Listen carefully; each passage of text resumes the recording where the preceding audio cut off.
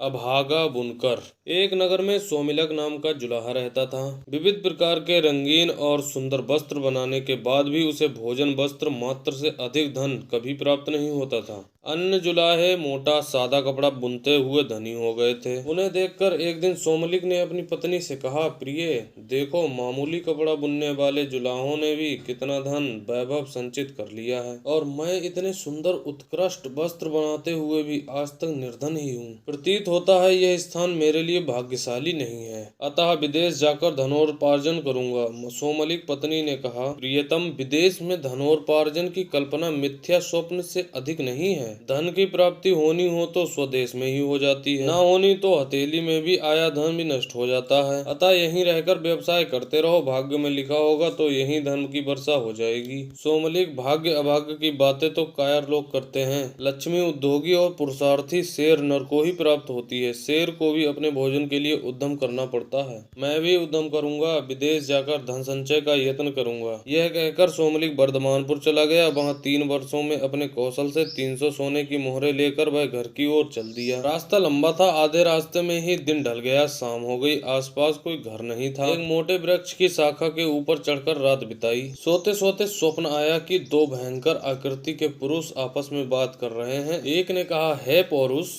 तुझे क्या मालूम नहीं है कि सोमलिक के पास भोजन वस्त्र से अधिक धन नहीं रह सकता? तूने इसे 300 मोहरें क्यों दी? दूसरा बोला, हे भाग्य, मैं तो प्रत्येक पुरुषार्थी को एक बार उसका फल दूंगा ही। उसे उसके पास रहने देना या नहीं रहने देना तेरे अधीन है। स्वप्न के बाद सोमलिक की नींद खुली तो देखा कि मोहरों का पात्र खाली था। इतने कष्टों से संचित धन के इस तरह लुप्त हो जाने से सोमलिक बड़ा दुखी हुआ और सोचने लगा, अपनी पत्नी को कौन सा मुख दिखाऊंगा, मित्र क्या कहेंगे।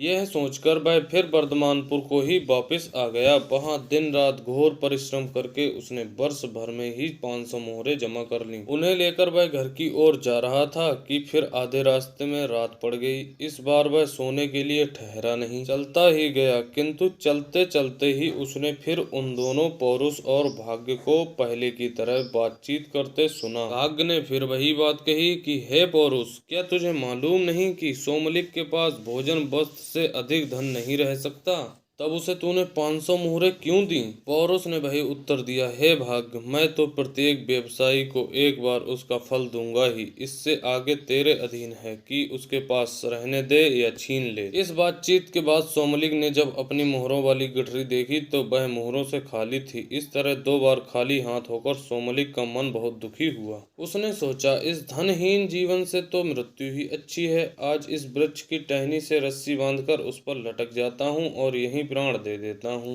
गले में फंदा लगा, उसे टहनी से बांधकर जब वह लटकने ही वाला था कि उसे आकाशवाणी हुई, सोमलिक, ऐसा दुस्साहस मत कर। मैंने ही तेरा धन चुराया है। तेरे भाग्य में भोजन वस्त्र मात्र से अधिक धन का उपभोग नहीं लिखा। व्यर्थ के धन संचय में अपनी शक्तियां नष्ट मत कर। घर जाकर सुख से रह। तेरे साहस से तो मैं भी प्रसन्न हूँ। तू चाहे तो एक वरदान मांग ले, मैं तेरी इच्छा पूरी करूंगा। मुझे वरदान में प्रचुर धन दे दो। अदृश्य देवता ने उत्तर दिया, धन का क्या उपयोग? तेरे भाग्य में उसका उपभोग नहीं है। भोग रहित धन को लेकर क्या करेगा? सोमलिक तो धन का भूखा था, बोला, भोग हो या ना हो, मुझे धन ही चाहिए। बिना उपयोग या उपभोग के भी धन की बड़ी महिमा है। संसार में वही पूज्य माना जाता है जिसके पास धन का संचय हो। कृपण और आकुलीन भी समाज में आदर पाते हैं। सोमलिक की बात सुनने के बाद देवता ने कहा, यदि यही बात है, धन की इच्छा इतनी ही प्रबल है, तो तू फिर वर्धमानपुर जा। वहाँ 2 बनियों के पुत्र हैं, एक गुप्त धन, दूसरा उपभुक्त धन। इन दोनों प्रकार के धनों का स्वरूप जानकर तू किसी एक का वरदान मांगना। यदि तू उपभोग की योग्यता के बिना धन चाहेगा तो तुझे गुप्त धन दे दूंगा, और यदि खर्च के लिए धन चाहेगा तो उपभुक्त धन दे दूंगा। यह कहकर वह देवता लुप्त हो गया। सोमलिक उसके आदेशानुसार फिर वर्धमानपुर पहुंचा। शाम हो गई थी। पूछता पूछता वह गुप्त धन के घर पर चला गया। घर पर उसका किसी ने सत्कार नहीं किया। इसके विपरीत उसे भला बुरा कहकर गुप्त धन और उसकी पत्नी ने घर से बाहर धकेलना चाहा। किंतु सोमलिक भी अपने संकल्प का पक्का था। सबके विरुद्ध होते हुए भी वह घर में घुसकर जा बैठा। भोजन के समय उसे गुप्त धन ने रूखी सूखी रोटी दे दी। उसे खाकर वह वहीं सो गया। स्वप्न में उसने फिर वही दोनों देव देखे, वे बातें कर रहे थे। एक कह रहा था, हे पौरुष, तूने गुप्त धन को भाग्य से इतना अधिक धन क्यों दे दिया कि उसने सोमलिक को भी रोटी दे दी?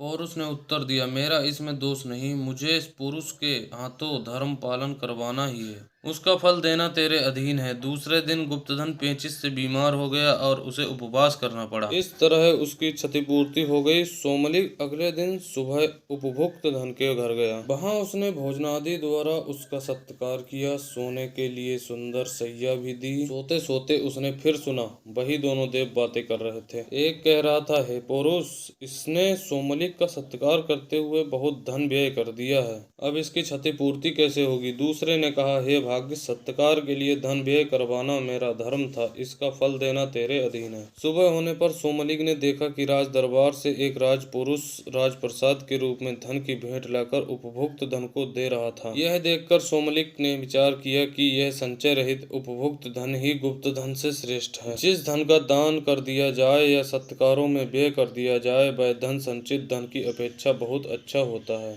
हमें उम्मीद है दोस्तों आपको ये कहानी ज़रूर पसंद आई होगी। अगर हमारी कहानी पसंद आई है तो हमारे चैनल को लाइक और सब्सक्राइब करें, साथ में बेल आइकन को भी दबाएं। धन्यवाद।